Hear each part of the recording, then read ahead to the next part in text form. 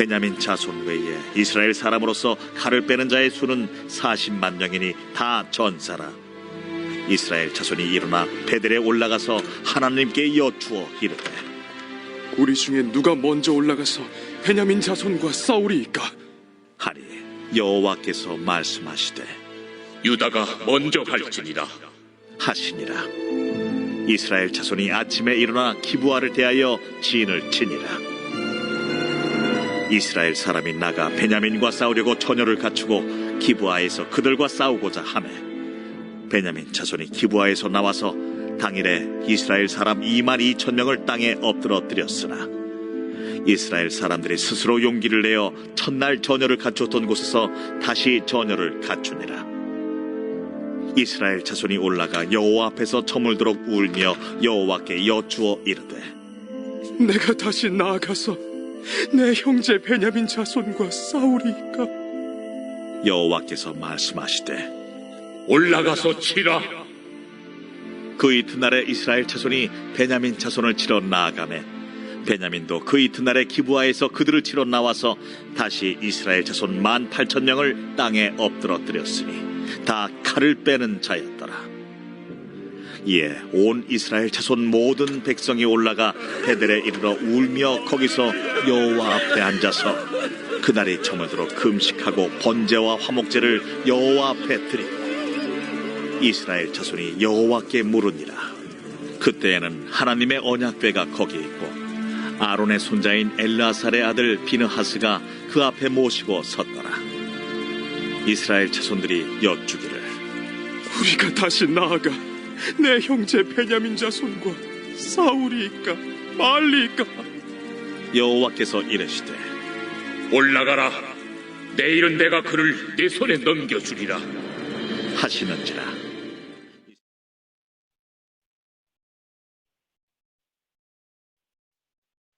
오늘 본문의 말씀은 하나님께서 전쟁을 통하여 이스라엘 백성들을 심판하시는 말씀입니다. 이스라엘 백성들은 베냐민 지파의 불량배들을 심판하기 위해서 전쟁을 시작하였습니다. 전쟁에 나가기 전에 베델에 모여서 하나님께 나가 기도드렸습니다. 전쟁에 나가야 할지를 물어본 것입니다. 18절 말씀에 보면은 우리 중에 누가 먼저 올라가서 베냐민 자손과 싸우리까 하니 여호와께서 말씀하시되 유다가 먼저 갈지니라 하시니라 라고 했습니다. 하나님께서는 이스라엘 백성들에게 응답 주셨습니다. 유다 지파가 먼저 올라가서 싸우라고 하였습니다. 전쟁의 허락을 받고 이스라엘 백성들은 전쟁을 시작하였습니다. 결과가 어떻게 되었을까요? 이스라엘 백성들이 패하였습니다. 2만 2천 명이나 되는 많은 이스라엘 군사들이 죽게 되었습니다. 이스라엘 백성들은 다시 전열을 가다듬습니다. 두 번째 전쟁에 참여하기 전에 또 하나님께 기도로 물어봅니다. 23절의 말씀에 보면은 여호와께 여쭈어 이르되 내가 다시 나아가서 내 형제 베냐민 자손과 싸우리까 하니 여호와께서 말씀하시되 올라가서 치라 하시니라 라고 합니다. 하나님께서 또 허락하여 주었습니다. 올라가서 베냐민 지파와 전쟁하라고 하셨습니다. 결과는 어떻게 되었을까요? 또 이스라엘 백성들이 전쟁에 패했습니다. 2만 2천 명이나 되는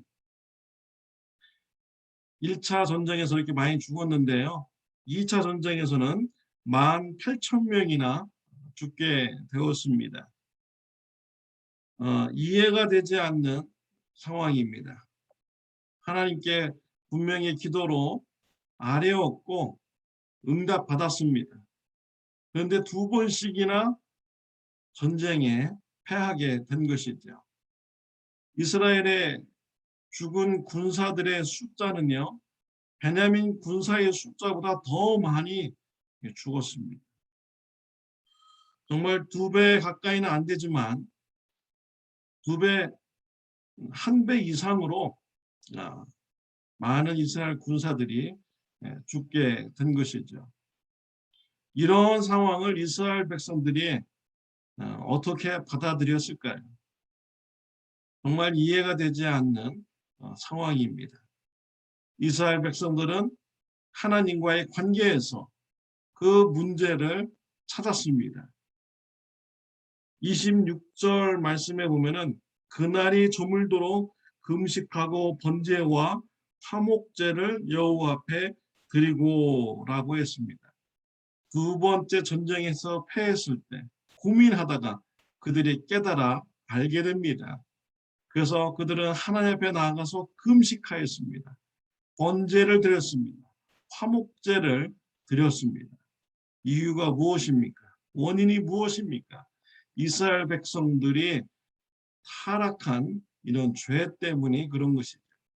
베냐민 지파만이 타락한 것이 아니었어요.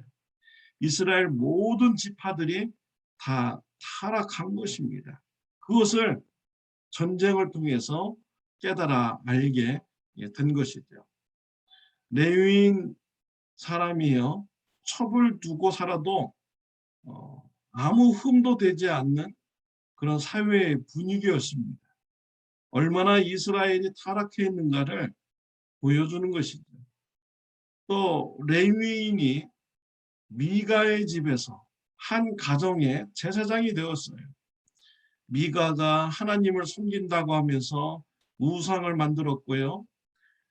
그 우상 옆에 다른 우상들도 놓으면서 하나님을 섬겼습니다.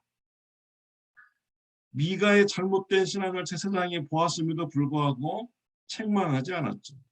오히려 미가가 주는 그 월급을 가지고 만족해하면서 제사장, 그 레위인도 미가와 같이 타락한 신앙생활을 한 것입니다. 이스라엘 전체가 이렇게 타락하였다라는 것을 보여주는 것이죠. 이스라엘 백성들은 전쟁의 패배를 통하여서 그들의 죄된 모습을 깨달아 알게 된 것입니다. 그래서 그들은 금식하였습니다. 번제를 드렸습니다. 하나님께 화목제를 드린 것입니다. 하나님은 전쟁을 통하여서 이스라엘 백성들의 죄를 심판하셨고요. 또 하나님은 전쟁을 통하여서 베냐민 지파의 그런 죄된 모습을 앞으로 심판하실 것입니다. 우리는 이스라엘 백성들과 같은 잘못된 신앙을 경계해야 합니다. 내 눈에 다른 사람들의 잘못된 점이 보이면 먼저 내 모습을 돌아보아야 됩니다. 내 모습에 그러한 죄된 모습이 있는지 돌아보아야 됩니다. 회개해야 됩니다. 죄에서 돌이켜야 됩니다. 하나님 앞에 죄를 뉘우치고 고백하고 성령의 열매를 맺어 나가는 이런 신앙인이 되어야 하는 것이죠. 사랑하는 성도 여러분, 남의 죄를 보게 될 때 먼저 나 자신을 돌아보고 이스라엘 백성들과 같이 회개하는 이런 결단의 역사가 저와 여러분들에게 있으시기를 바랍니다. 기도드리겠습니다. 하나님 아버지 감사합니다. 예수 그리스도의 보혈을 통하여서 우리의 죄를 과거, 현재, 미래의 죄까지도 다 용서해 주시니 감사합니다. 우리가 용서받은 자로서 다시는 죄의 구덩이에 들어가지 않는 신앙생활하게 하여 주옵소서.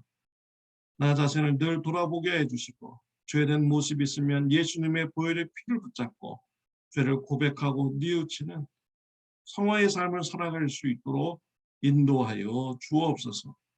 예수님의 이름으로 기도드렸습니다. 아멘. 좋은 하루 되시기를 바랍니다.